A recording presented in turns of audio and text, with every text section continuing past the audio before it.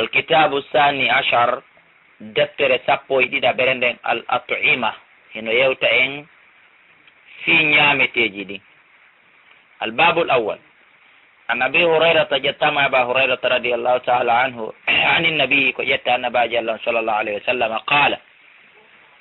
nelaɗo maki kullu dhi nabin kala jonñiiƴe kala ko mari ñiiƴe njane saafiiɗe mina sibai immorde kulle burure ɗen immorde ŋatoje ɗen fa akuluhu haray ñamugol ɗum ɗon haramun ko harmuɗum rawahu muslim. kala ko tawa ñiiƴe muɗum ɗen no juuti ko ñiiƴe ɗen wañirta wano buuto wano piyo wano dogayɗi ɗin ka burure haray ɗum ɗon no harmi haray ɗum ɗon ñametake e junngo julɗo. wa akhrajahu min hadis ibnu abbas bi lafdi konngol nahayin ko haɗore wa kullu dhi muqlabin kala kadi ko kifoto min attayri immorde colli ɗin haray ɗum ɗon kadi hino harmi ñamegol bi mana colli wiƴƴitotoɗi ɗin bi mana yaltinoji furey ɗi ɗin ɗon kadi haray hino harmi haray ɗum ɗon kadi duwaka ñamede few ko mari peɗali juutuɗi ɗin kon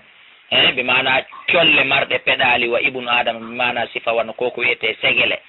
woɓɓe no wiya ɗum simbin kala colli wawɗi noon ɗum ɗon kadi ñamatake. wan jabir radiallahu taala an qala naha rasulullah sa sallam nelaɗo allah haadi yawma haybara ñande guere haybara alluhumil humur fi tebbi mbabbi al ahaliyati yimɓe yankoji ɗi bi mana mbaboy waɗɗete koy rondinte koy hari ka fuɗɗode islam hino dagino nelaɗo harminno ɗum ka guere haybara wadina ɓe yaani fi lahmil khayl luhumil khayli ñamugol tew pucci ɗin muttafaqun alayh. wa fi lafdi lil bukhari wa rakhasa ɓe yiltino kadi ɓe newini kono yiltina harmina hande kadi. wani bono ubay awfa wa an ibnu abi awfa radiyallahu ta'ala an qala wi غزونا من هبي جهاد مع رسول الله صلى الله عليه وسلم 7 غزوات جهاد جيدي kono naakul jarada meɗen ñamayno kanu ko andi ngol en kanu ino dagi ñamegol muttafaqun alay. wa anas radiallahu taala anhu fi qissati l arnabi fi qissa sarire qala nelaɗo maki fa daba o hirsinde fa ba'atha o immini alegoyi o jonnani goɗɗum burika ha fa ba'atha burika ha ɓe mana o jonni terum mabba goo kayre sarire nden ila rasulillah ka nelaɗo on sallah sallama fa kabilahu nelaɗo allah on jaɓi ɗum bi mana ko andi ngol en haray ɗum ko duwa ɗum ñamede muttafaqun alayh. hadise on ko fottanaɗo e muɗum. fa ba'atha bi warikiha na burikaha afwan yafa ɗon fi qissa sarire nden fa daba o hirsi sarire nden kanko anasi ha o gayni fa ba'atha o jonni o neldi bi warakiha balahum mayre on balbum mayre ila rasulillah kanelaɗo sallah sallam fa kabilahu o jaɓi muttafaqun alayh. wa andi ngolen sarino duwa ñamede si heɓike. wa an ibnu abbas radiallahu taala anhuma qala wi naha rasulullah sallam nelaɗo allah haɗi min qatili 40 min addawabi warugol mummunte hoy nayoy nelaɗo haɗi ɗum annamlatu korndoli wannaalatu e ñaakil wal hudhuda e sondu etendu hudhuda wa sardi e lagi ɗiɗo colli nayi koyɗo mummunte hoy nayoy afwan nelaɗo no haɗi warugol koyɗo rawahu ahmadu abu dawuda wa sahahu ibnu hibban haray koyɗo goɗɗo duwaka tewade wara koy. wa an ibnu abi ammar qala wi qultu mi wiyani li jabir onande jabiri addabo saydun hiya ko wiyete kon dabo woɓɓe ko wiyata ɗum ko yeendu woɓɓe ko façon ala kulli hal ɗo ko façon kullum mburure ni wo ene mi landike mi inni ene ɗum ko mbarodi qala wi naam hi qala wi qultu minni akiluha ene ɗum hino ñaame qala wi naam hi qala wi qultu mi inni a qalahu rasulullah sallam ko nelaɗo allah tigi maaki ɗum qala wi naam rawa ahmadu wal arba'atu wa sahahu al bukhari wa ibn hibban. wa an ibnu umar radiallahu taala anhuma annahu no kanko su'ila o landama anil ɗanfadi fi ko wiyete ɗanfadi ko ƴettama abdoullah ibn umar wonde nelaɗo wonde o landama kanko abdoullah ibn umar fi ko wiyete kon qanfadu ɗum ko gingil ñaaɗungil gilɗi gingil ngil andanɗa hoorema marngil ñaande fa qala o jaabi kanko nelaaɗo qul wi'u la ajidu mi heɓali fima o kanko Abdullah ibn Umar o jaabori o aya alqur'ana ɗo qul wi'u la ajidu mi heɓali fima uhiya ilayya e nder ko wahayna ko yam muharraman ko harmi al aya o jangi aya on haka aya on hatti ɗon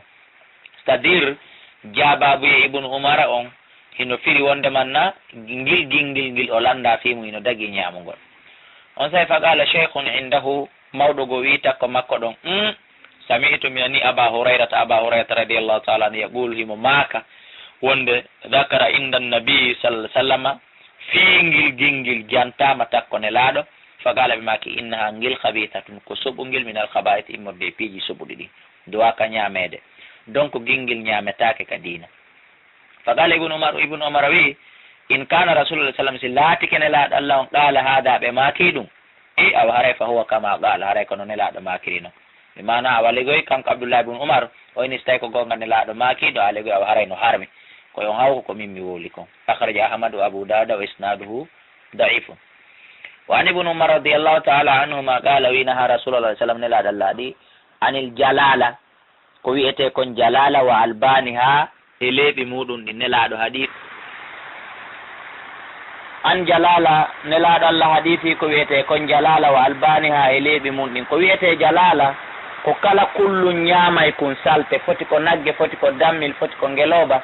foti ko gertogal ko ukkoto ka nder salte hara kañum ko nder ton ñamata ko nder ton wuuri haray koko kum kullum ɗon wiyete jalala bi mana jalala na ko en faamu ko ismu gertogal ma ko ismu nagge ko kala kullum yaw kun sokkoto kun kankun ka nder ñooge tun ka nder salte tun ko wonata ko ton ko wuurata nelaɗo haɗi ñamugol par ce que ara a ñaami tunde akhraja al arba'ata illa an-nasa'i wa hasan at-tirmidhi wa nabi qatadata radiyallahu ta'ala anhu o yewti fi qissati himari al-wahshi fi qissa mbabbi ɗin ka burure kono no wona mbabba laddeji ɗi woni ko fanda ɗo de wo fa akala minhu an-nabiy annabaji allah ñaami ɗum sallallahu alaihi wasallam muttafaqun alayh wa an asma bint abi bakr radiyallahu ta'ala anhuma qalat o maki naharna min hirsuno ala hadi rasulillahi jaman nelaɗo farsan puccu fa akalnahu min ñaamingu muttafaqun alayh wa an ibn abbas radiyallahu ta'ala anhuma qala wi akala dabbu ukila dabbu kullum wiyete kun dabbu kun ɓe wi kun kullum wiyete kun dabbu ko kullum kun andanɗa hoorema kun yarata ndiyam wo few kankun ko hoɗugol ka ɓuuɓol ka binde ndiyam ka weeyo kenen ngo kadi ko kum bawlata ko balɗe 40 kala kum bawla sintere wootere kun yaltata ka nder luuro makkun e nder dabbunde nden fof ko kullum marko mu'jija fof kun kullum ñamama alama e nder rasulillahi e dow tabal nelaɗo allah sallah sallam mana ko andi ngol en hiko ñaame muttafaqun alayh wan abdourahman ibn usman al-qurashi anna tabiban wonde no ñawdo docteur jo sa'ala rasulullah sallah sallam o landino nelaɗo ani dafda fi totiji ɗin so tawi woni no ñaame yaj'aluha fi dawa'in mo waɗa ɗi lekki mo ñawdira ɗi fana ha nelaɗo haɗi an qatili ha wargol totiru taw sakko ñamandu toti waretake few sakko no ñaame toti waretake toti ñametake